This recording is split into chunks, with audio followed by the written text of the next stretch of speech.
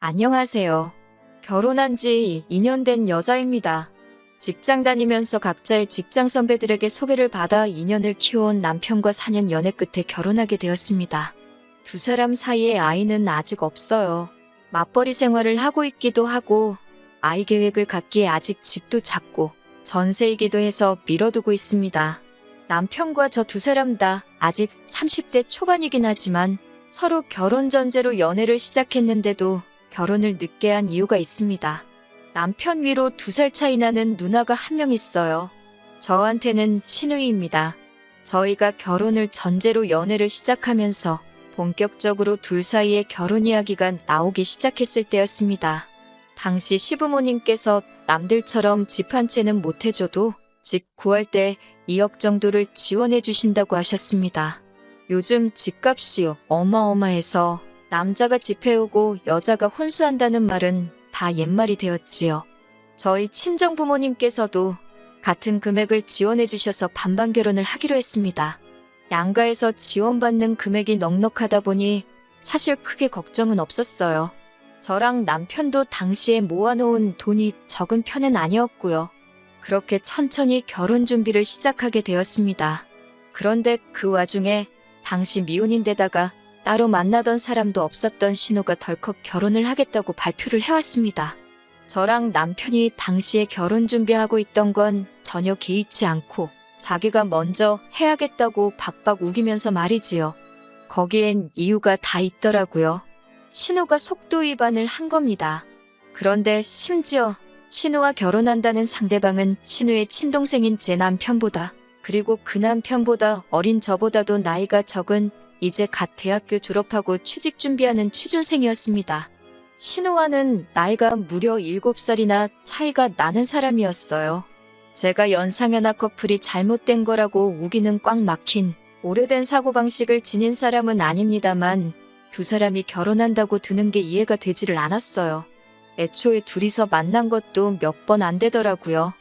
헌팅 술집에서 어떻게 합석을 하게 돼요. 그 후로 둘이 눈 맞아서 몇 번 만난 게 다고 그리고 결국 그렇게 돼버린 거였습니다. 그런데 이미 생겨버린 아이를 어떻게 할 수도 없고 다행인지 불행인지 둘이서 죽이 잘 맞아서 그런지 그러면 그냥 결혼하자 이렇게 돼버린 거라고 하더라고요. 둘이 아이를 낳아서 지지고 볶고 사는 것 또한 제가 알 바가 아니라고 생각했는데 그게 아니었습니다. 시부모님 입장에서 한 해에 2자식 전부 결혼시키는 것이 하객들한테 못할 짓이라고 생각했고 시기적으로도 무리라고 생각하셨던 거예요. 거기에 신우가 더 배부르기 전에 자기가 빨리 결혼을 해야겠다고 막무가내로 나오니 집에서도 첫째인 신우를 무시할 수가 없었던 겁니다. 하지만 진짜 문제는 또 따로 있었습니다. 직장이라고 변변찮은 곳 다니면서 한 달에 200 남짓하게 버는 신우 그리고 이제 막 대학 졸업해서 취직 준비를 하고 있는 나이 어린 시매부가 결혼을 위해 준비해 놓은 게 뭐가 있었겠어요? 결국 시부모님이 저희에게 지원해 주시기로 했던 돈 2억을 신우에게 지원해 주게 되었습니다. 시부모님 입장에선 똑같은 자식한테 주는 건데 뭐가 문제냐고 생각하실 수도 있지만 그 결정 자체가 저와 저희 부모님한테는 너무 충격적이고 믿을 수 없는 일이었습니다. 돈도 돈이지만 저희가 정해놓은 결혼식 날짜가 있는데 신우를 위해서 저희가 정한 날짜를 1년이나 뒤로 미뤄 양보해야 하는 상황이었으니까요. 충격이 너무 커서 결혼이고 뭐고 다 엎어버리겠다 하면서 저도 가만히 있지는 않았어요.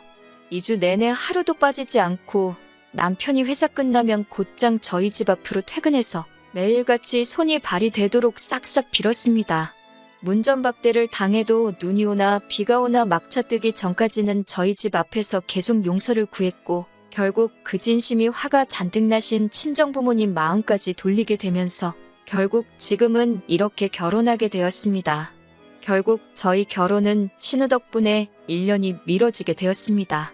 그것만 해도 제가 신우를 좋아할 이유가 하나도 없지요. 신우가 사람이라도 좋으면 어떻게 제가 좋아해보려고 노력이라도 해보겠지만 알아가면 알아갈수록 시자가 들어가서 그런 게 아니고 싫어할 수밖에 없는 신우였어요. 저희 결혼식을 몇 달 앞두고 신우의 아이가 태어났습니다. 신우가 싫다고 시조카까지 싫어할 이유도 없고 출산은 축하할 만한 일이잖아요. 어차피 한 가족이 될 사람인데 제가 뒤끝이 있다는 걸 티낼 필요도 없고 해서 축하 인사하러 찾아갔습니다. 아기용 물티슈랑 기저귀 같은 기본적인 용품들 바리바리 싸들고 찾아갔어요. 뭐 좋은 말 들으려고 갔던 건 아니지만 신우의 반응이 참 어이없더라고요. 세상에 하나뿐인 시조카가 태어났는데 제 손이 작다나요? 제가 사온 물티슈나 기저귀 같은 건 보편적인 선물이니까 저 아니어도 자기 지인들이 알아서 잔뜩 사올 텐데 센스 있게 현금 선물이나 가져오지 집에 둘 곳도 없는데 쓸데없는 거 사왔다고 면박을 주더라고요. 진짜 신호올케 사이가 된 것도 아니고 얽힌 이야기도 있지만 그래도 잘 지내보려고 마음 써서 준비해 간 건데 막상 저렇게 나오니 제가 저딴 소리 들으려고 4시간 날려서 가면서까지 여기 왔나 싶고 참 마음이 그렇더라고요. 제가 암만 자기 때문에 결혼이 미뤄졌는데도 자기 동생과 헤어지지 않고 결혼을 하기로 했다고. 진짜 신호올케 사이가 된 것도 아닌데 벌써부터 시짜지를 하는가 싶었습니다. 그래서 그때 다짐했어요. 결혼 후에도 정말 무슨 이야기 안 나올 정도로 최소로만 하고 신우하고는 절대 엮이지 말아야겠다고 말입니다. 최대한 무시하면서 살아가려고 했는데 얼마 안 있어서 또 신우한테 연락을 하나 받게 되었습니다. 정말 어이가 없더라고요. 대뜸 자기가 보낸 거 확인해보래서 뭔가 봤더니 문자로 리스트를 쭈루룩 써서 보냈더라고요. 뭔가 하고 봤더니 100일 잔치를 한다고 선물 리스트를 적어서 보냈더라고요. 제가 센스가 없는 것 같으니까 이 중에서 하나 골라가지고 하면 된다고 하면서요. 요즘 돌잔치도 민폐라고 거의 안 하는 추세인데 돌잔치도 아니고 100일 잔치를 하는 것도 어이없지만 하나 골라서 보내라고 한 선물 리스트가 아주 가관이었습니다. 현금 선물 300만 원, 해외 수입 유모차, 새돈짜리 금반지랑 금팔찌 각각 하나씩. 뭐가 더 싸다 싶은 건 없었고 비슷비슷하게 다 고가의 선물들이었습니다. 돌잔치에도 저 정도를 안 할 텐데 100일 잔치에 저런 선물을 요구하는 게 뭔가 싶었어요. 해외 수입 유모차는 뭔가 하고 인터넷에 검색해봤더니 하나에 무슨 200만 원이 넘고 관련 뉴스기사 보니까 백화점 문 열기 전부터 강남 젊은 주부들이 100m가 넘게 줄을 서서 대기표 받아 사가는 유모차라고 하더라고요. 그때는 남자친구였으니까 남편한테 어이가 없어서 전화를 했지요. 남편도 같이 어이없어 하더라고요.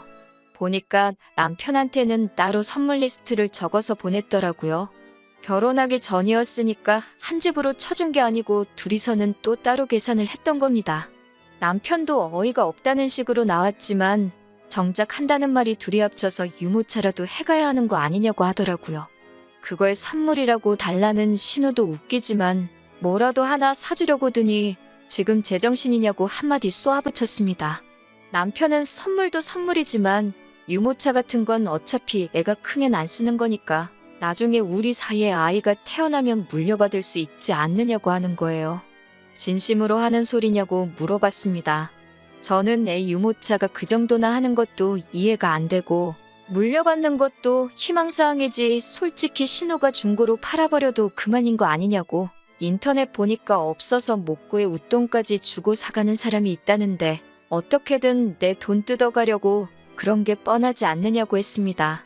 그리고 시부모님이 결혼자금이라고 2억을 대주시긴 했지만 신우나 시매부나 모아놓은 게 없고 당장 생활비도 없다 보니 지하철도 안 다니는 외진 곳에 오래된 빌라를 신혼집이라고 구해서 들어가 살고 있는데 당장 지하철도 똑바로 못하는 사람들이 200만 원짜리 유모차가 무슨 필요가 있느냐고 따졌어요.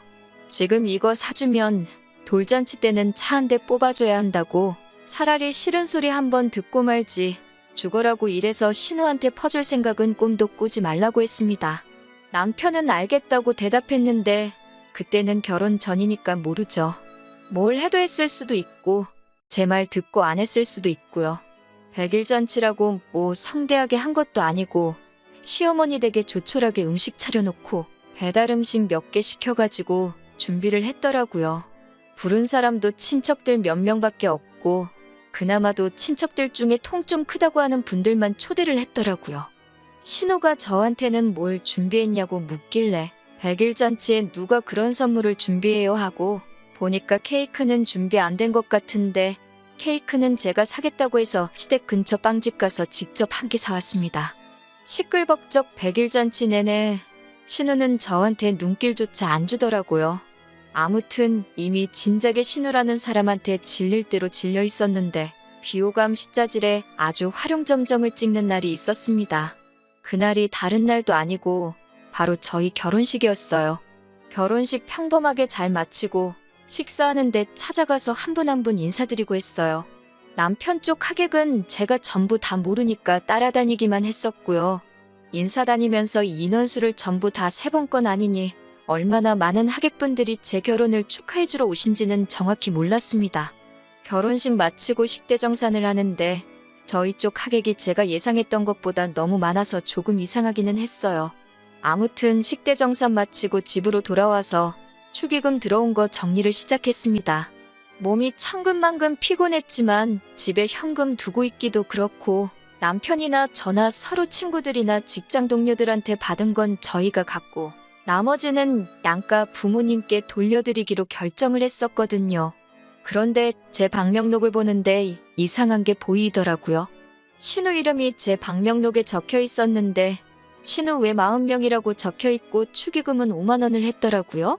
신우가 신부 측에 이름 적은 것과 꼴랑 5만 원 주고 간 건 둘째치고 왜 40명은 무슨 소리인가 싶어서 동생한테 전화를 했습니다. 축의금 받는 걸 제 남동생과 사촌동생이 같이 했거든요. 그런데 동생이 쭈뼛대더니 40명이 온 게 맞다고 하는 거예요.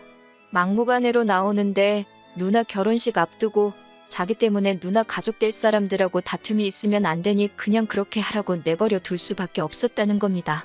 그래서 남편한테 이게 무슨 상황이냐고 알아보라고 신우한테 전화를 해보라고 했어요.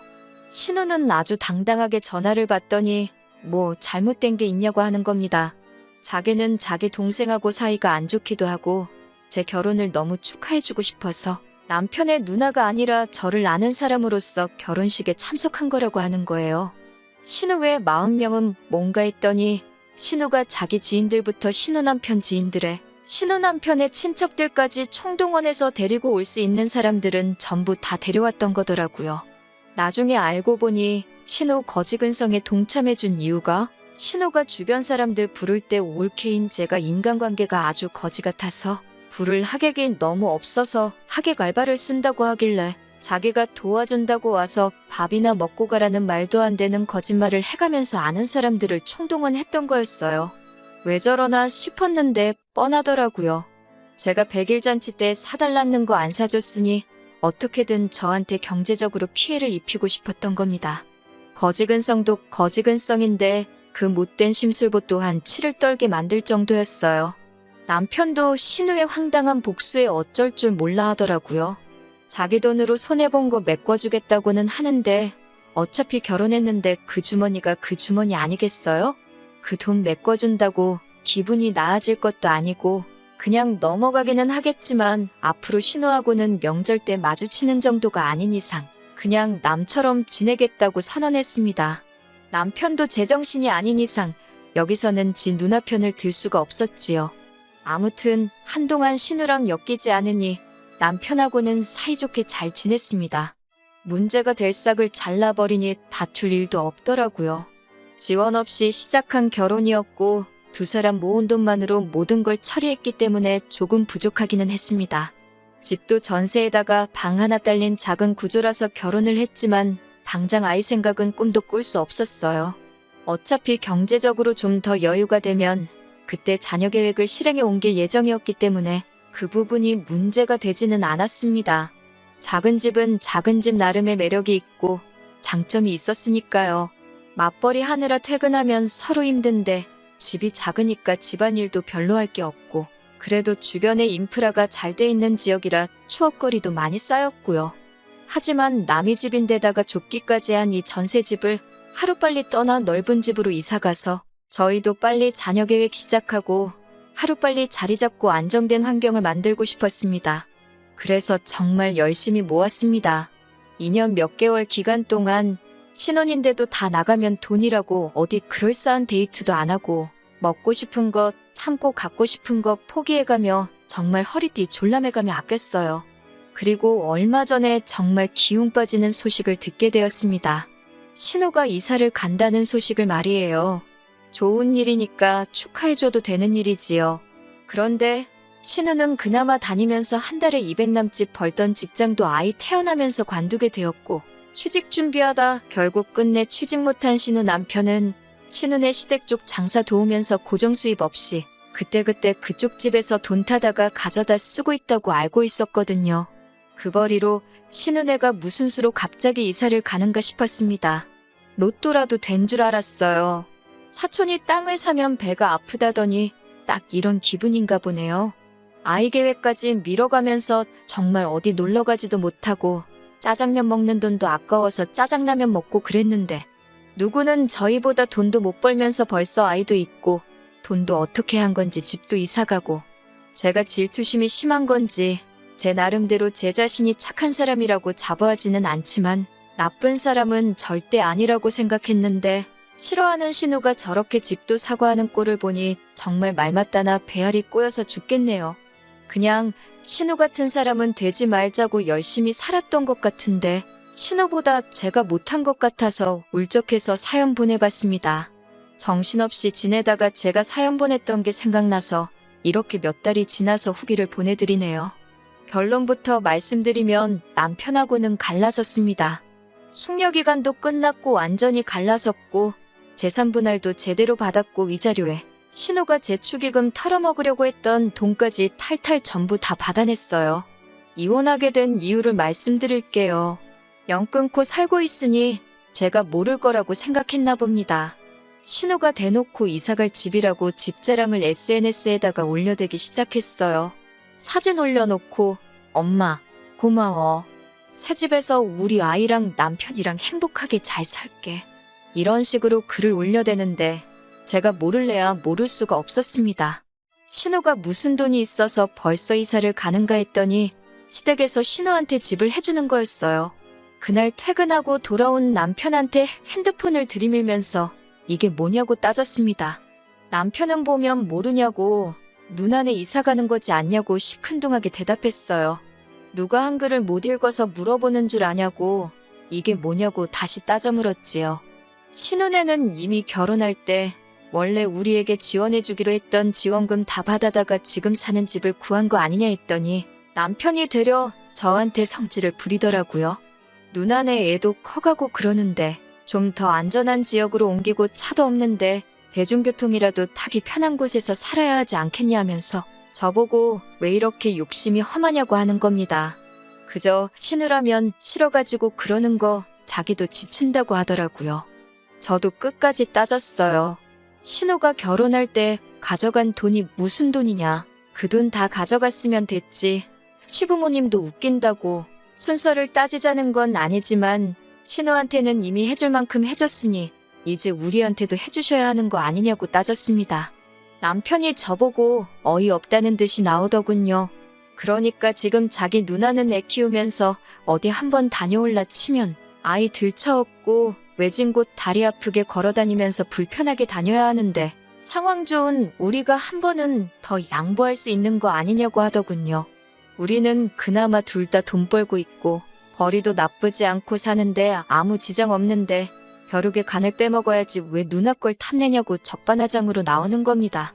그리고 우리 부모님 돈인데 부모님이 맘대로 하시는 거 아니냐고 그 돈이 탐나면 너도 너네 부모님한테 달라고 하라더군요. 장인 장모님한테 너네 부모님이란 말까지 서슴지 않고 하는 걸 보고 이때 이혼을 결심했습니다.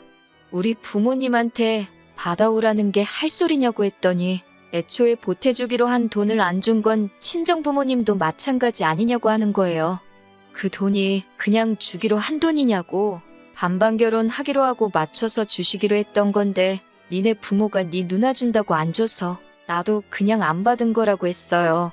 그러니 남편이 눈이 번뜩 하더니 그러면 누나 줄 돈을 받아오면 친정에서 돈 똑같이 받아올 수 있는 거냐면서 그럼 그걸 왜 진작 말을 안 했냐고 하더니 지네 집에서 돈 받아올 테니 저도 친정에서 돈 똑같이 받아오고 여태 우리가 집 산다고 저축한 돈에 모자란 돈은 대출 받아서 신우 집을 사주면 되겠다는 거예요.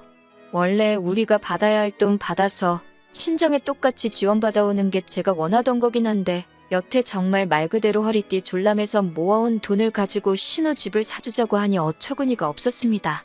결국 이 남자 대갈통 속에는 대출까지 받아서 지 누나한테, 지 가족한테 잘해주고 싶은 생각밖에 없던 거였어요. 생활비 같이 내고 돈은 각자 관리하고 있었기에 돈을 얼마나 모았길래 신우한테 그 돈을 주자는 말이 그렇게 쉽게 나오냐고 물었는데 제가 예상한 금액에 반해 반도 못 모았더라고요. 그동안 알게 모르게 신우한테 생활비까지 보내주고 있었더라고요. 그걸 들키니 잔뜩 당황해가지고는 우리가 애가 없어서 그런데 시조카 보니까 삼촌 된 마음으로 잘해주고 싶어서 그런 거라는데 이제 3살 되는 애한테 뭘 얼마나 잘해주길래 한 달에 100만 원씩이나 보냈는지. 영 끊고 산다고 했으면서 그냥 저랑 신우 마주칠 일만 없게 중간 역할 해준 거고 아주 신우네 집 기둥 노릇을 나서서 하고 있었던 거예요. 그리고 그걸 또 제 탓을 하더군요.